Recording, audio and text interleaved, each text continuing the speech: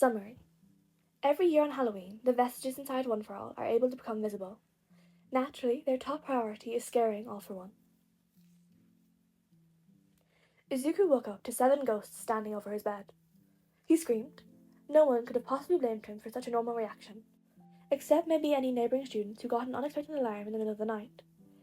From the dorm room next to him, Ayama shifted in his bed and moaned something like, "Please not again, my man has such a strange reaction to hear of Elder's tentacles." From there, he had started mumbling in indecipherable French.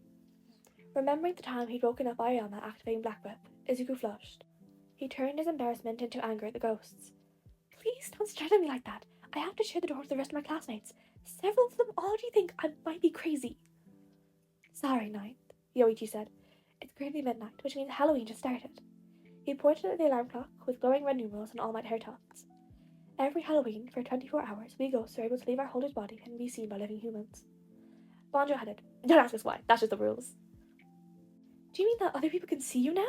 Izuku turned so pale his freckles looked like measles. He ran to the door and locked it, then shoved a chair underneath. There were some things he didn't want to explain to Aizawa. He doubted anyone would believe his strength work suddenly took on a sentient aspect like Dark Shadow. En said, "Naturally, we always take this opportunity to torment All For One for 24 hours straight. What better could we possibly do with our own lives?" "Not like I have family to visit," Nana muttered bitterly. "He can't harm us," Hikage said, with an uncharacteristic good cheer. "Though he's been looking for a ghost-smithing quirk for decades." Banjo declared, "This year I will finally make our nemesis scream in terror." "It's an unofficial contest between us all. Who can make All For One scream first?" En said. For some reason, second and third were still facing the wall. Izuku didn't ask. He was too tired to care. "Did you come here for ideas and help?" Yoichi said, "No, we came to tell you that All For One is your father." Izuku's jaws worked open and shut like a fish. "Sorry to be the bearer of bad news, nephew, and welcome to the worst family in the world. I would have told you sooner, but I couldn't get a clear enough connection in my dreams." Yoichi shrugged. "Normally I would stay to help you process this realization, but tormenting my brother comes first. I know you hate him too, so you understand. Bye." All 7 ghosts vanished. Izuku's anguished screams woke up the entire dorm room. All For One cursed up a storm upon seeing the calendar. Halloween had crept upon him again. He cancelled all his meetings, bunkered down in his home, and waited. The ghosts were late. They usually jumped out at him at the very first chance, as if they'd been lurking and waiting. When the clock struck 5 minutes after midnight, All For One wondered if anticipation was their newest torment for him. Banjo popped up right before the villain's nose, a ghostly figure covered in bloody bandages and waving his arms. "Boo!" All For One felt a small surge of adrenaline from the jump scare, but he kept it off his face. Twisting his lip with scorn, he declared, "Is that supposed to frighten me? I killed you. Seeing you covered in blood fills me with pleasure." "Aw." Banjo hung his head. "Sixth, your turn." From behind, En whispered into the villain's ears, "You've been having trouble with your memories ever since All Might ripped off your face. You increasingly fear you may have just taken brain damage. Your plans just don't seem as sharp as they used to, do they?" All For One flinched. That one hit home. He tried to cover it up with a laugh. "Ramblings from a bunch of irrelevant dead people. I have trouble remembering you because you put such a pitiful struggle that I killed you." In his right ear, Hikage made a whir like a wire snapping. All For One entered a PTSD flashback of all the times he'd chased that manic four around the forest and ran into his tripwire traps. With great effort, he clamped his lips shut and prevented a scream. His teeth grinded together. "Nearly had him," Hikage muttered in disappointment. Second and third popped up, arm in arm. "We had this one in the bag," third said cheerfully. Smirking, second said, "We're going to tell you about our sex life with your brother in explicit detail." Third said, "We'll make you scream and ensure you'll never be able to eat again, especially after you learn about food sex." All For One went back to his desk and put in earphones. He blasted the music at the loudest volume. The idiots tried to use hand gestures, but he turned away.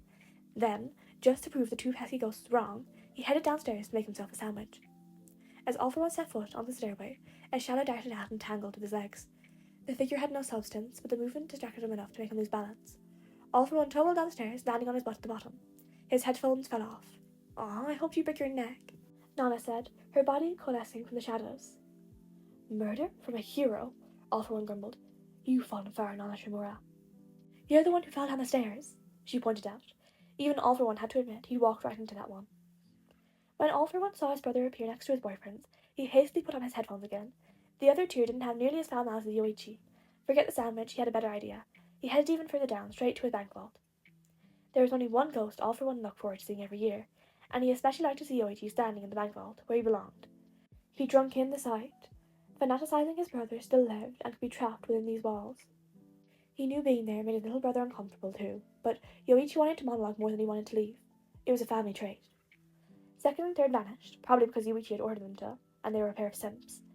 Yoichi pointed at the headphones. In other words, he'd gotten rid of his boy toys to call a temporary truce. All for One took off the headphones, because he did so enjoy sparring verbally with his dear little brother. The first sign of sex talk, and the music would go back on. Yoichi rubbed his hands together. I have come up with the perfect plan to torment you. I have spent years on this, crafting my weapon in the void from memories and shadows. I wasn't satisfied with a vague outline. I had to make it look exactly like the original. I look forward to your next idiocy, my dear little brother, All for One said. Triumphantly, Yoichi declared, I will show you the ending to the Captain Hero comic. He whipped out a ghostly comic book, turning the pages to the last chapter. All for One said, You realize that ever since All Might destroyed my eyes, I used a quirk to see. Then he turned the quirk off, plunging himself into darkness. He only regretted not being able to see the look on his little brother's face. No! Yoichi wailed. Stop that! Cheater! Captain Hero beats the Demon King. You can't hide from the truth. Yes, I can, All for One said smugly. His phone dinged with the text. It might be important, since he'd cancelled a lot of the meetings at the last minute. He couldn't let his followers see him chased by ghosts. It would be undignified. But he could at least reply to the text. All for One turned his eyes on again, carefully looking down, and not at the comic book. The text message showed a picture of All Might standing with his arm around Izuku. They both held up official paperwork. Izuku had written, Just got legally adopted by All Might. All for One's angry screams echoed throughout the vault. Yoichi shouted, Everyone, 9th one this year! That's my nephew. Omake time. 2nd. 9th, I'm sorry for Yoichi's insensitivity in revealing your parentage, then running off. You must be angry then. Izuku, no, I completely understand. Tormenting Dad has to come first. Yoichi, I knew you'd get it. Izuku, actually I'm angry because if you had to wake me at midnight, you should have at least brought Misty Might. Yoichi, All Might is alive, so his ghost doesn't manifest on Halloween. Izuku, oh man, I have a vault prepared and everything. 2nd. Yep, definitely All for One's son. Nana. Tenko, I know you don't want to see me, but the contest to scare All for One ended early.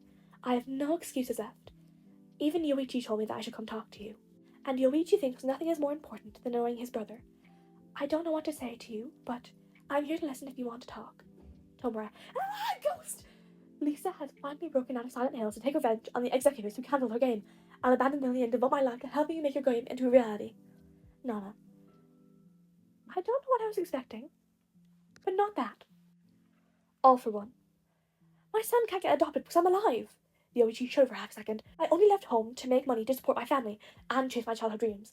Aren't childhood dreams sacred to the so-called good guys? 2nd, don't you dare open your mouth, not in front of the child. I've brought my birth certificate and Daiwa, stop beating on my papers. Izuku.